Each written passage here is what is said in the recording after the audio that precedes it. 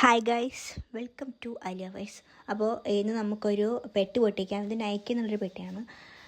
ആദ്യം തന്നെ പറയട്ടെ, എൻ്റെ ഇന്നത്തെ ബാക്ക്ഗ്രൗണ്ടിൽ മറ്റേ ചീവിടിൻ്റെയൊക്കെ സൗണ്ട് കാണും നോയ്സായിട്ട്.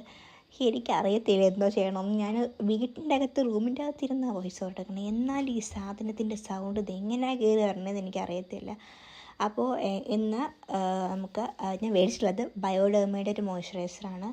ഞാൻ ചൂസ് ചെയ്തിട്ടുള്ളത് നോർമൽ ടു ഡ്രൈ സ്കിന്നിൻ്റെ ആണ്. ഇത് ഇവർ പറയുന്നുണ്ട് 24 hours ഓഫ് മോയ്സ്ചറൈസേഷൻ കിട്ടും.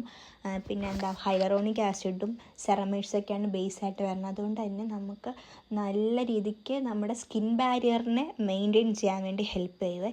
ടെക്സ്ചർ വൈസ് നോക്കുകയാണെന്നുണ്ടെങ്കിൽ ഇത് കുറച്ച് തിക്കായിട്ടുള്ളൊരു ജെൽ കൈൻഡ് ഓഫ് ഒരു ടെക്സ്ചറാണ്.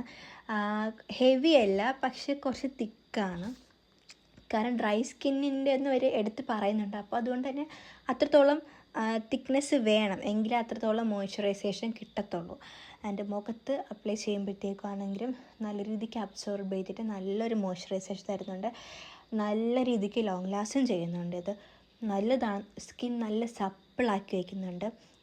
ഫ്രേഗ്രൻസ് ഫ്രീ ആണ്. ഞാനിത് മേടിച്ചിട്ടുള്ളത് 749-59 രൂപയ്ക്ക് എന്തോ ആണ്. ആൻഡ് ഓയിലി സ്കിന്നിനൊക്കെ വേറെ വേരിയൻസ് ഉണ്ട്. അങ്ങനെ വേറെ സ്റ്റിക്കി ആക്കുന്നൊന്നുമില്ല, ഫ്രേഗ്രൻസും ഇല്ല, നല്ല പഞ്ചിങ് ആയിട്ടുള്ള. അപ്പോൾ അത്രേ ഉള്ളൂ ഗൈസ്. ഇതുപോലുള്ള വീഡിയോസൊക്കെ വേണമെന്നുണ്ടെങ്കിൽ please do like and subscribe. And എന്തെങ്കിലുമൊക്കെ ഉണ്ടെങ്കിൽ കമൻറ്റ് ചെയ്യുക. അടുത്തൊരു വീഡിയോയിൽ കാണാം. അതുവരേക്കും ബൈ.